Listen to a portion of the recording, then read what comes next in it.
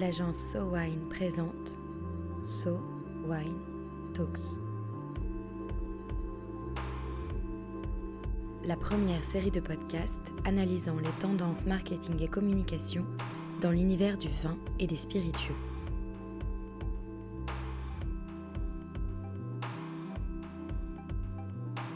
Si pour beaucoup de Français la rentrée rime avec reprise du travail, elle est aussi synonyme de la période excitante des vendanges.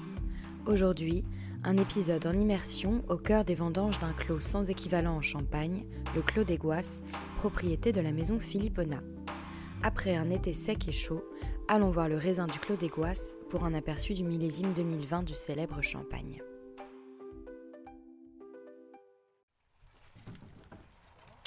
Vu depuis le sommet du Clos des Goisses, à Mareuil-sur-Aï, les rangs de vignes sont dans le sens de la pente comme le veut la tradition champenoise, le canal de la Marne coule en contrebas. Les vendangeurs s'affairent dans les parcelles de chardonnay, sécateur en main, faisant bien attention à ne pas saisir trop brusquement les grappes de raisin bien mûres qui tirent sur le doré. La pente est forte, les vendangeurs s'accrochent. Ça va, c'est pas trop difficile sur les jambes là ? C'est notre premier jour ici. En pente, on va dire. C'est plutôt dur pour remonter avec les paniers et pas renverser le seau quand il est plein. Et ça vous fait quoi de vendanger une parcelle comme ça ? On se rend pas trop compte, dans le sens où on est en plein dedans, donc voilà. Après, c'est sûr qu'on voit bien que c'est exceptionnel, le Clos des Goisses. En face du canal, etc., c'est vrai que c'est un point de vue assez joli. Mais c'est vrai que sur le moment, on est dans l'action, on coupe, donc on voit pas tout le prestige du champagne, etc. En haut, je repère Charles Filipona, dirigeant de la maison éponyme, qui vérifie l'état des raisins et le contenu des caisses. Héritier d'une famille installée au cœur de la Champagne depuis plus de 500 ans, les vendanges, c'est dans le sang. Qu'est-ce que vous regardez là quand vous passez ? À quoi vous faites attention ? Là, je regarde en passant, rang après rang, d'une manière assez générale, l'état des raisins. Donc on voit à peu près la quantité de grappes qu'il y a sur chaque pied. On voit l'état général des grappes. S'il y avait un peu d'oïdium exagéré, on le verrait. Là, on n'en voit pas du tout. D'ailleurs, on n'en voit pas du tout dans les paniers non plus.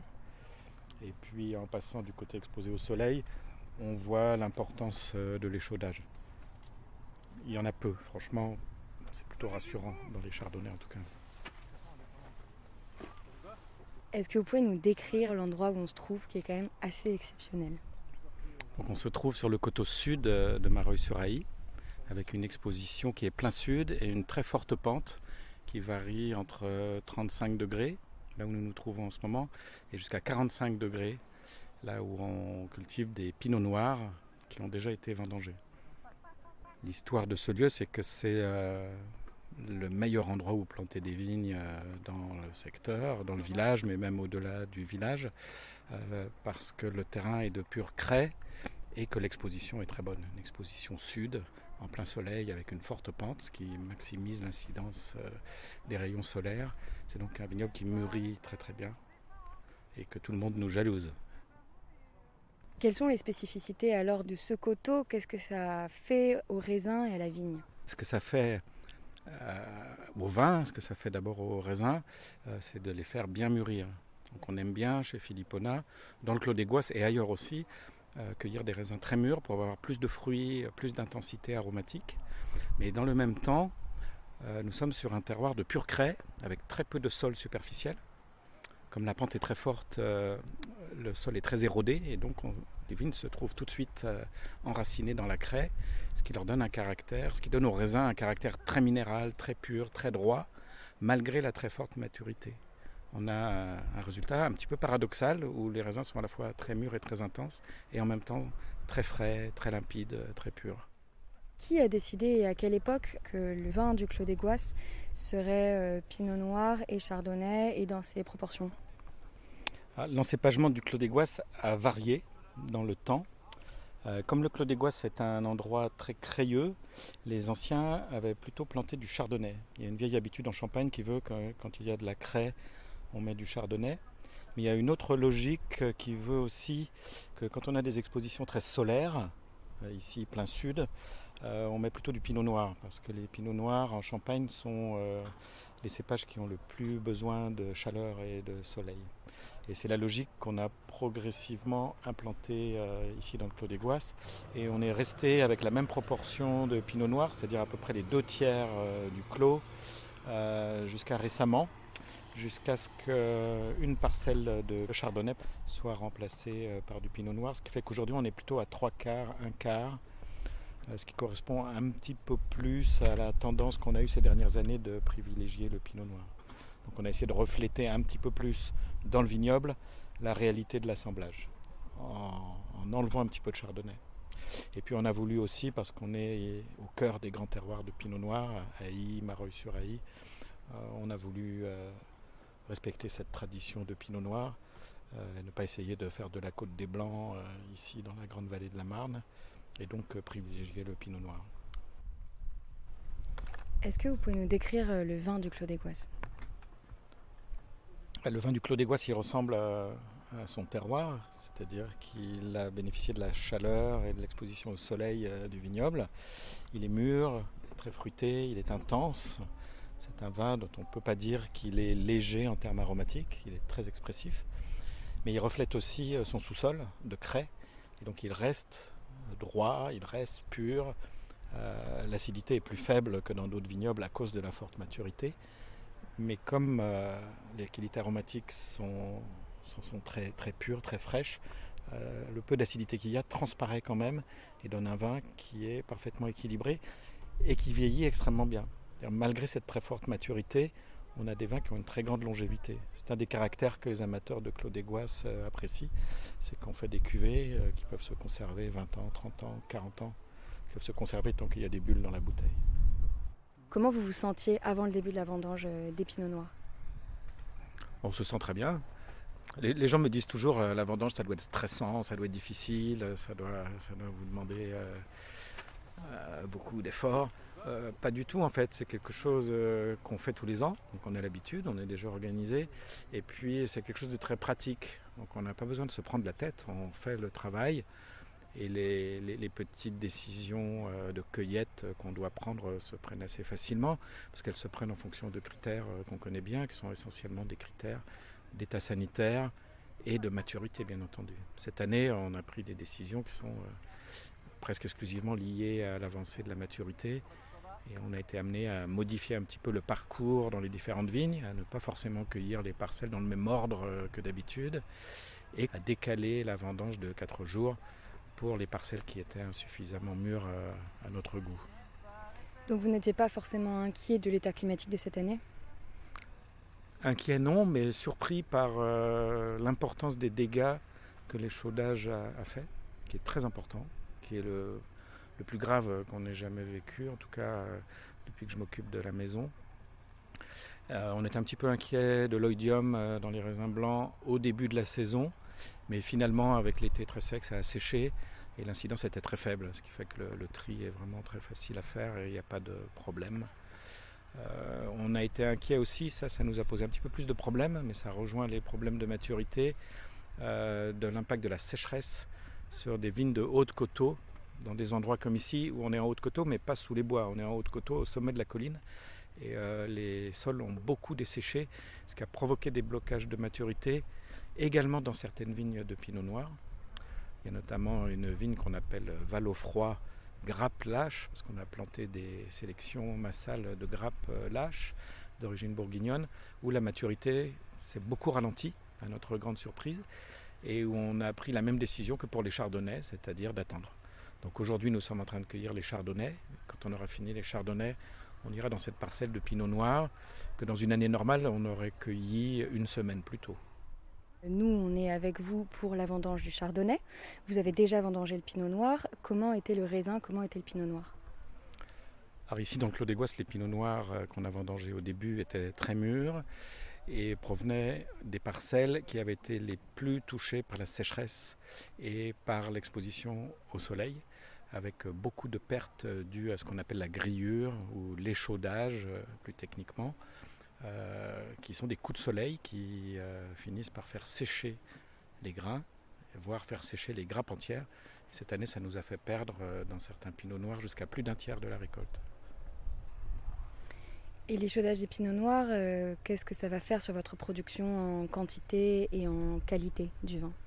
Écoutez, on a l'habitude de dire en Champagne qu'une récolte normale, c'est autour de 10 000 à 12 000 kilos par hectare, ce qui permet de produire environ 50 hectolitres de cuvée, qui est la seule fraction de pressurage qu'on utilise chez Philippona. Cette année, le rendement officiel, le rendement limite maximal a été fixé à 8 000 kg par hectare. Et dans les parcelles de pinot noir du Clos des Goisses qui ont été échaudées, on est à moins de 6 000 kg.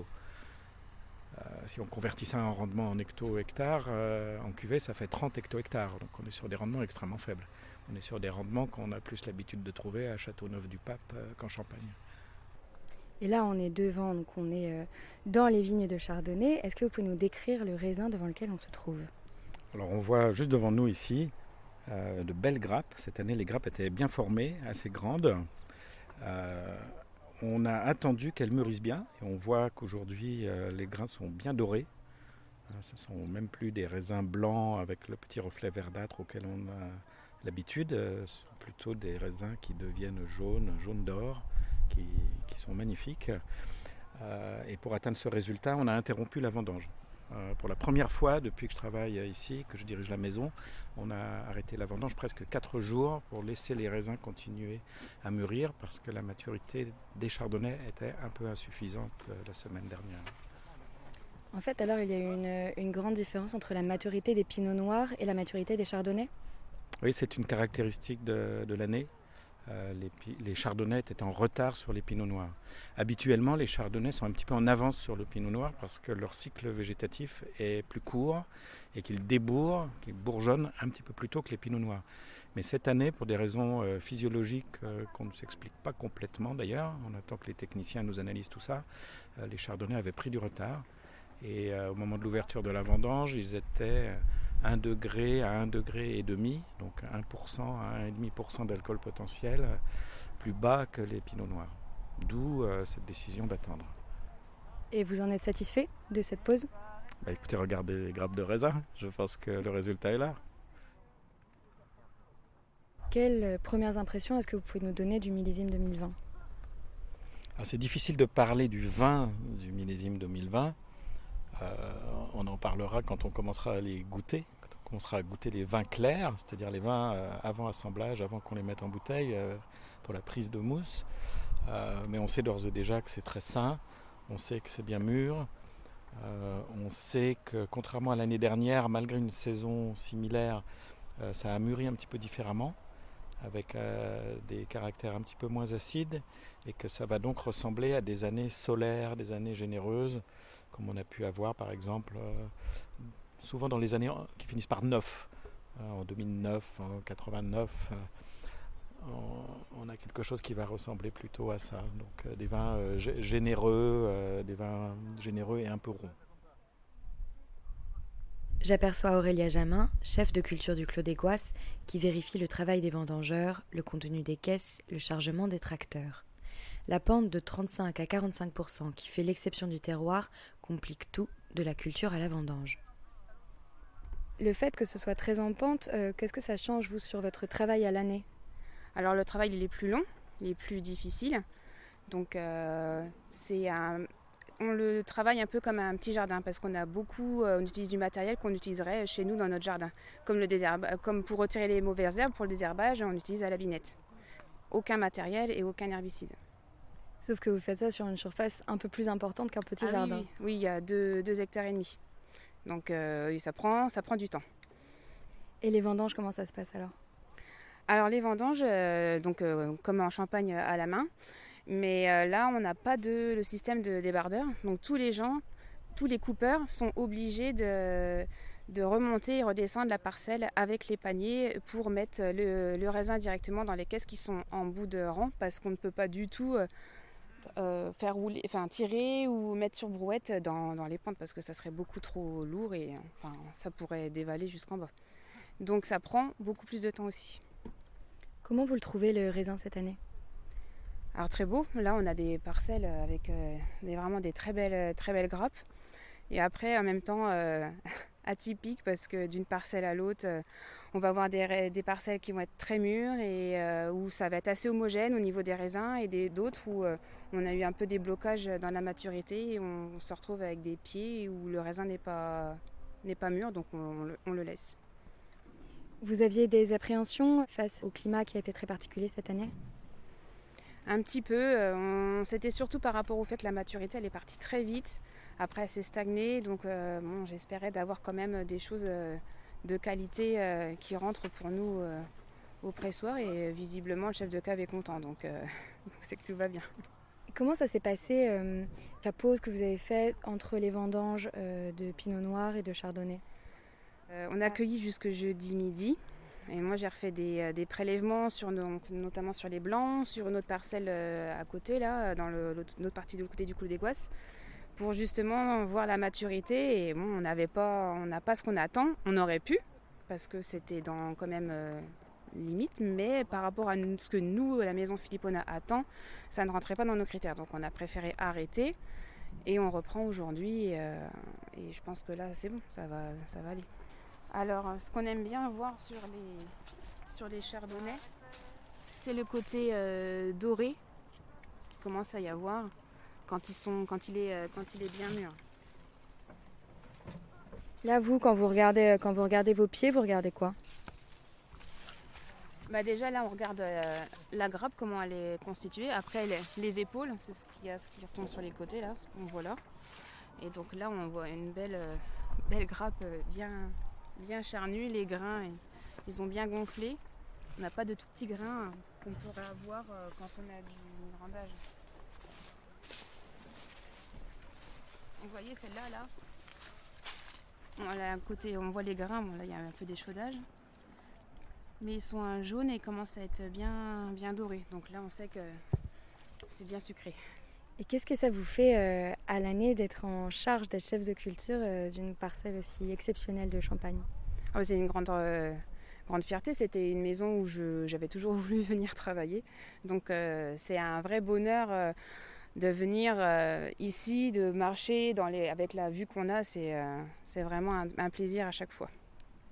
Donc là, on est en haut du Clos des Goisses. Comment vous vous sentez ici face à cette vue et cet endroit que vous connaissez par cœur, du coup, j'imagine ? Je me sens bien. En plus, la vendange, c'est toujours un moment important où on récolte le fruit d'un an de travail. Et là, de les voir aussi beaux, on est content. Cette année, on a des guêpes. C'est qu'il y a du sucre. En fait, vous faites attention à tout. Oui, il faut avoir un œil sur tout. Il y a des guêpes, il y a du sucre, il y aura du bon vin. J'espère. Du bon Clos des Goisses.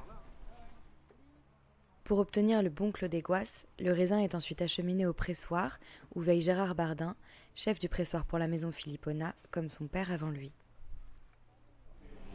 Alors comment ça se passe au pressoir ? Le tracteur amène les raisins qui ont été cueillis ce matin. Les tracteurs arrivent dans la cour.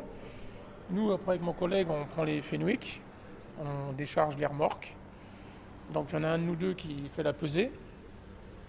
L'autre reprend la palette et la monte au quai de chargement qui est en haut. Après, les raisins qui sont stockés en haut sur le quai sont basculés dans le pressoir. Et après, voilà, une fois que nous avons notre quantité de raisin voulue, nous écrasons donc le raisin, bien sûr. Et le jus coule dans les belons qui sont là. Voilà. Et donc après, nous séparons la cuvée des tailles. La séparation de la cuvée et de la taille est une spécificité champenoise. Pour 160 kg de raisin, seuls 102 litres de jus peuvent être récupérés. Les 82 premiers litres sont appelés cuvées, les 20 litres restants composent la taille. Vous avez monsieur Filipona qui vient contrôler l'état des jus ? Oui, il vient faire son tour, il regarde les degrés s'ils sont bons et voilà quoi. La couleur des mous, tout lui saute aux yeux tout de suite de toute façon. Et plus le temps qu'il fait ça, il s'en rend compte tout de suite quoi, si ça va pas ou si ça sent pas bon, voilà quoi. Et il vous paraît bien ce jus alors ? Cette année, c'est très bien. Ouais. Les degrés sont bons, le jus est beau, donc voilà. Ça y est, vous allez activer le pressoir ? Oui, ça y est, on va le mettre en route.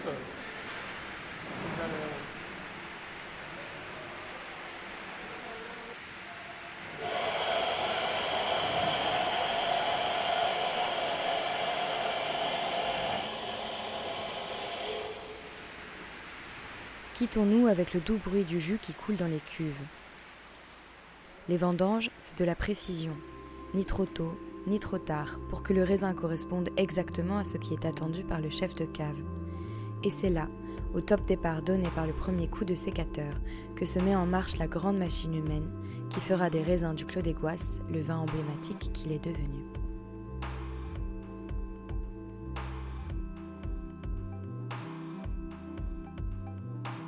Un épisode conçu et produit par SoWine, écrit et réalisé par le studio Encore.